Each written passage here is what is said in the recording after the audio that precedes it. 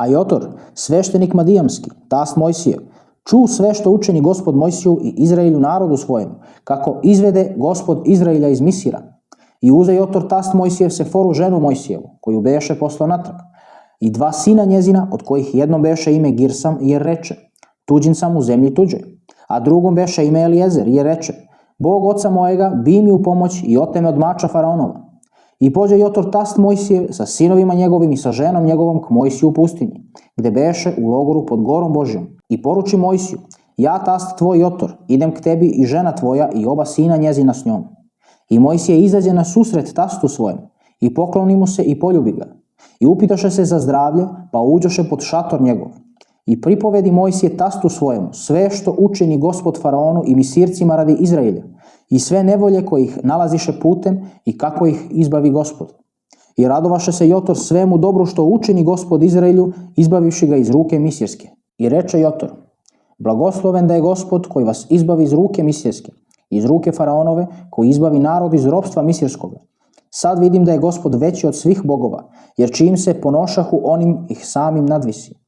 I uze Jotor tast Mojsijev i prinese Bogu žrtvu paljenicu i prinos. I dođe Aron i sve starešine izraelske i jedoše s tastom Mojsijevim pred Bogom. A sutradan sede Mojsije da sudi narodu. I staješe narod pred Mojsijem od jutra do večera.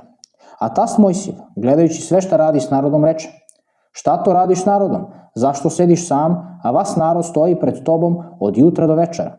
A Mojsije reče tastu svojemu, jer dolazi narod k meni da pita Boga. Kad imaju šta među sobom, dolaze k meni te im sudim i kazujem naredbe Božje i zakone njegove. A tast Mojsijev reče mu, nije dobro što radiš, umorit ćeš se i ti i narod koji je s tobom, jer je to teško za tebe, nećeš moći sam vršiti. Nego poslušaj mene, ja ću te savjetovati i Bog će biti s tobom, ti budi pred Bogom za narod i stvari njihove javljaj Bogu. I uči ih naredbama i zakonima njegovim i pokazuj im put kojim će ići i šta će raditi.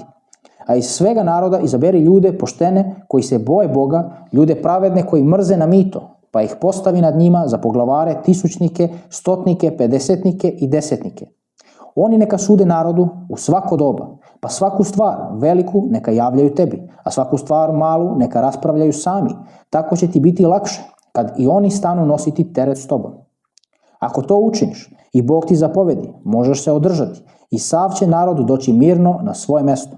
I Mojsije posluša tasta svojega i učini sve što reče. I izabra Mojsije iz svega Izraelja ljude poštene i postavi ih za poglavare nad narodom, tisućnike, stotnike, pedesetnike i desetnike, koji suđahu narodu u svako doba, a stvari teške javljahu Mojsiju, a male stvari raspravljahu sami. Posle otpusti Mojsije tasta svojega koji se vrati u svoju zemlju.